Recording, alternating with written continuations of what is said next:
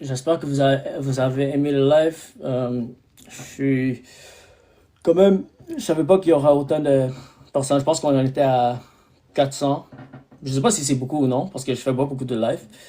Mais je pense que c'est quand même un bon nombre de personnes qui ont suivi. J'espère que vous avez apprécié.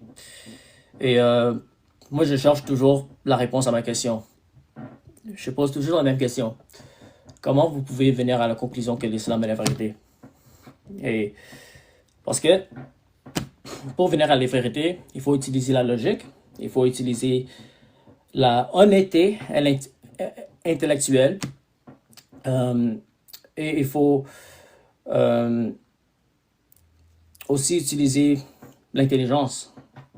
J'espère que on peut être assez humble pour venir à la vérité, ok? Parce que on cherche tous la vérité. Je sais que les musulmans, ils pensent que l'islam est la vérité. Les chrétiens croient que le christianisme est la vérité. Mais l'important, c'est on, on vient à la vérité avec des raisons concrètes. Ok? Alors, moi, je cherche toujours la réponse à la question, comment vous êtes venu à la conclusion que l'islam est la vérité? Et si vous n'avez pas de réponse, là, tu dois questionner ta foi. Parce que si tu n'as pas de réponse à cette question, ça veut dire que ta foi est aveugle. Et je pense que Léon Zer, c'est un des meilleurs débatteurs, je pense, si je ne me trompe pas. Parce que souvent, il y a des personnes qui... c'est la deuxième fois que je parle avec lui, je pense. Chaque fois que je monte en live, les gens disent parle avec Léon Zer. Alors, je l'ai accepté. Et je lui ai posé la même question. Comment tu es venu à la conclusion que l'islam est la vérité? Il a dit, la prophétie de Mohammed. Mais quand je le questionne sur ces prophéties, cet argument se autodétruit. Parce que d'abord, cette prophétie n'est pas dans le Coran. La prophétie était dans Sahih al-Bukhari. Après, j'ai dit, est-ce que tu rejettes l'argument de Mohammed? Finalement, après 30 minutes de discussion, il dit, OK, on peut laisser l'argument de Mohammed. Restons avec Sahih al-Bukhari. J'ai dit, OK, on va rester avec Sahih al-Bukhari. Maintenant, on va examiner cette prophétie. C'est quoi cette prophétie? La prophétie dit que les Arabes vont vaincre les Romains. C'est ça la prophétie. OK? Alors, basé sur quelqu'un qui dit que son armée va vaincre l'autre armée, et si c'est accompli, on doit accepter que l'islam est la vérité parce qu'un général d'une armée dit qu'il va gagner la guerre. Il y a quel général qui va dire je vais perdre? Imagine, il dit, il était un vrai prophète et il savait qu'il allait perdre. Est-ce qu'il aurait dit on va perdre ce bataille? Il n'y a aucun général qui va dire qu'on va perdre la bataille. Tout le monde va dire qu'on va gagner. Alors comment ce prophétie est convaincant? Après, il a essayé d'utiliser l'analogie de l'Afrique et des États-Unis comme si les Arabes, dans le temps, c'était comme un petit ville africain qui essaie de vaincre les États-Unis. Il dit qu'il y avait juste 1000 soldats, 1000 soldats durant le temps de Mohamed. Après, quand je lui pose la question, est-ce qu'il y avait 1000 soldats quand? Parce que je voulais savoir si elle allait être honnête. Est-ce qu'il allait dire que dans le début de l'islam, ils n'avaient pas beaucoup de soldats, ce qui est vrai. Mais je lui ai posé la question pour voir s'il allait mentir. Okay? J'ai dit, c'était quand qu'il y avait 1000 soldats? Quand?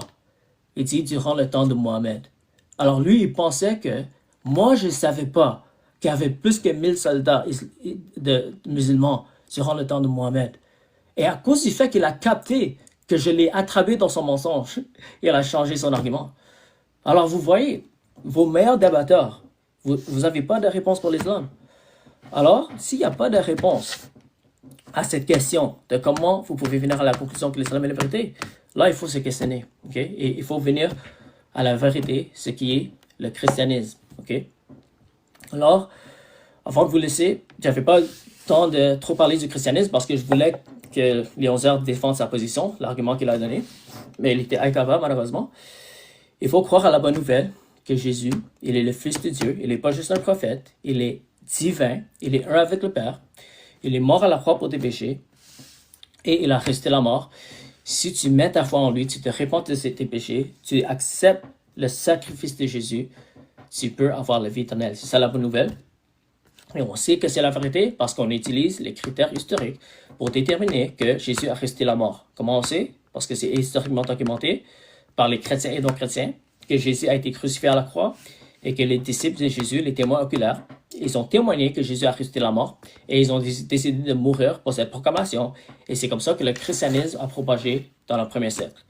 Okay? Alors, c'est pour ça qu'on sait que le christianisme est la vérité et l'islam est faux. Il n'y a aucune preuve historique que l'islam existait avant Mohammed. Okay? Et on a écouté le meilleur argument que Léon Zère, qui était catastrophique. Ça, c'est les mots que j'ai pris de lui, parce que c'est lui qui aime utiliser ce mot. Alors peut-être je vais maintenant l'utiliser. L'argument catastrophique de Léon Zère. En plus, il a essayé d'utiliser l'analogie que comment tu sais que la Chine existe aujourd'hui? Comment tu sais que ta mère existe aujourd'hui? Comme si ça c'est comparable à les recherches historiques dans l'Antiquité. C'était une analogie et argument catastrophique.